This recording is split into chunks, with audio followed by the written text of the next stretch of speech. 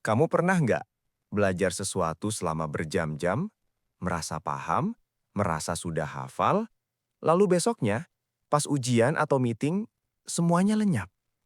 Bukan satu atau dua kali, tapi terus-menerus. Sampai kamu mulai bertanya-tanya, apakah aku memang tidak pintar? Namanya Dodi. Dia 24 tahun. Dia bukan orang yang bodoh. Nilainya biasa-biasa aja, tapi dia berusaha 2 kali lebih keras dari teman-temannya.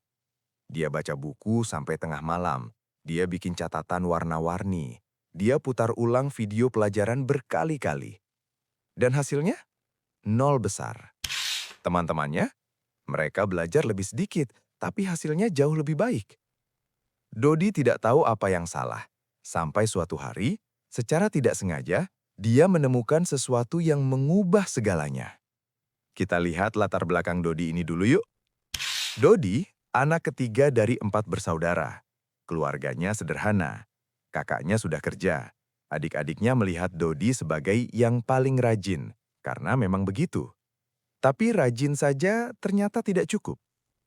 Setiap malam, Dodi duduk di meja belajar dan membuka buku. Dia membaca halaman pertama, lalu halaman kedua. Lalu dia kembali ke halaman pertama karena sudah lupa isinya. Strateginya, stabilo, baca ulang, stabilo lagi. Dia pikir semakin banyak yang dia tandai, semakin banyak yang masuk ke otaknya. Ternyata justru sebaliknya. Di suatu malam yang sudah larut, setelah ujian tengah semester yang hancur, Dodi mengirim pesan ke grupnya. Guys, kenapa ya aku belajar lebih lama tapi hasilnya tetap jelek? Kalian gimana sih caranya? Temannya Dina balas singkat. Lu belajar pakai cara yang salah, Do.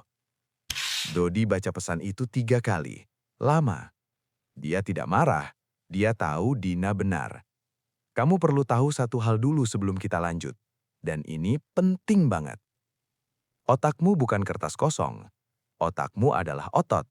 Dan seperti otot, dia tidak tumbuh saat kamu latihan. Dia tumbuh saat kamu istirahat setelah latihan. Dodi menemukan konsep ini di tengah malam. Namanya efek forgetting curve atau kurva pelupaan yang ditemukan oleh seorang psikolog Jerman bernama Hermann Ebbinghaus lebih dari 100 tahun lalu. Ebbinghaus menemukan bahwa rata-rata manusia melupakan 50% dari apa yang baru dipelajari hanya dalam 1 jam. Dan dalam 24 jam, kamu sudah melupakan hampir 70% dari materinya. Ini bukan karena kamu bodoh.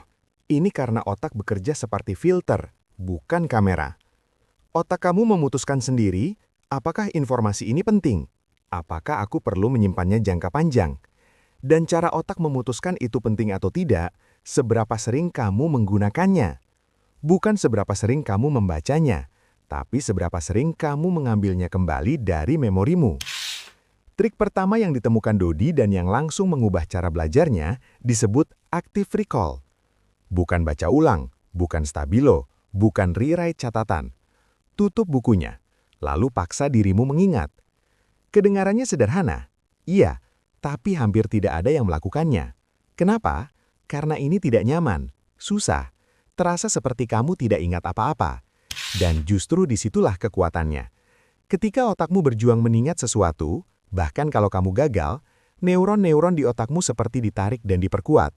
Proses itu disebut retrieval practice, dan sudah dibuktikan ratusan penelitian sebagai cara belajar paling efektif yang ada. Dodi mulai praktek itu malam itu juga. Dia ambil kertas kosong, dia tulis semua yang dia ingat tentang materi yang baru dibaca tanpa melihat buku. Lalu dia buka buku dan cek apa yang benar dan salah. Rasanya aneh, dia merasa bodoh karena banyak yang tidak bisa dia ingat. Tapi keesokan harinya, saat dia coba lagi, dia ingat lebih banyak dari biasanya. Coba kamu bayangkan ini. 2 orang belajar materi yang sama selama 1 jam. Orang pertama, baca ulang materinya 4 kali. Orang kedua, baca sekali, lalu 3 kali sisanya dia coba ingat isinya tanpa melihat. Seminggu kemudian, siapa yang ingat lebih banyak? Penelitian menjawab, orang kedua ingat hampir 2 kali lebih banyak. Bukan karena dia lebih pintar, tapi karena dia belajar dengan cara yang benar. Tapi Dodi tidak berhenti di situ. Setelah seminggu, dia sadar satu hal lagi. Kapan kamu belajar itu sama pentingnya dengan bagaimana kamu belajar. Ini trik kedua, spaced repetition atau pengulangan berjarak. Ideanya simpel, kalau kamu baru belajar sesuatu hari ini, jangan review lagi malam ini. Review besok, lalu 3 hari lagi, lalu seminggu lagi, lalu sebulan lagi.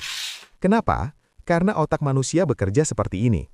Semakin kamu hampir melupakan sesuatu lalu berhasil mengingatnya lagi, semakin kuat memori itu terpatri. Ada aplikasi bernama Anki yang didesain khusus untuk ini. Ribuan mahasiswa kedokteran di seluruh dunia menggunakannya untuk hafal ribuan istilah medis. Dodi mulai pakai Anki. Setiap hari hanya 20 menit, tidak lebih.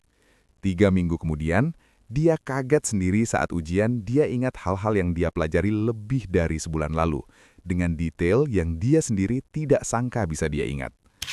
Tapi masih ada satu lagi, dan ini favorit saya.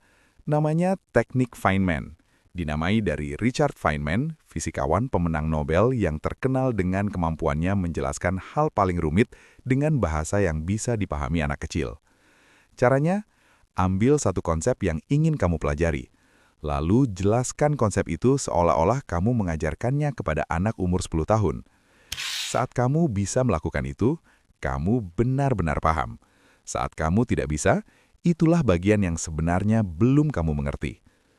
Dodi mencoba teknik ini untuk materi statistik yang selalu jadi momok untuknya.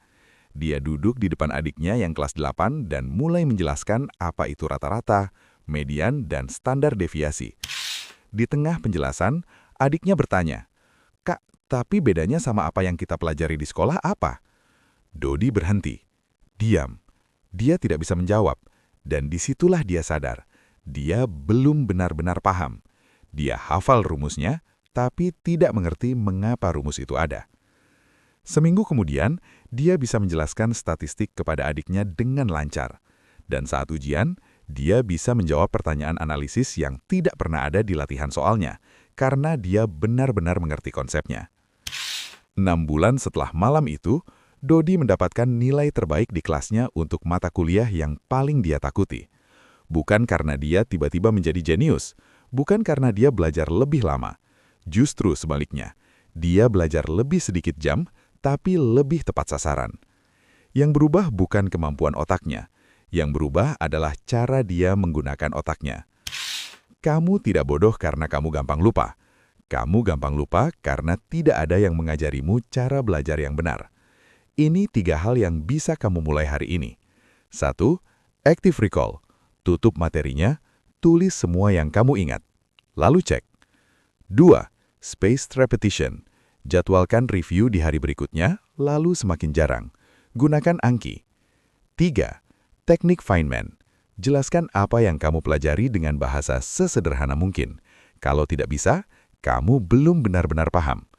Dodi bukan karakter hayalan. Dia adalah gabungan dari jutaan orang, mungkin termasuk kamu, yang selama ini berjuang bukan karena kurang pintar, tapi karena kurang tahu. Sekarang, kamu sudah tahu. Apa yang akan kamu lakukan dengan pengetahuan ini?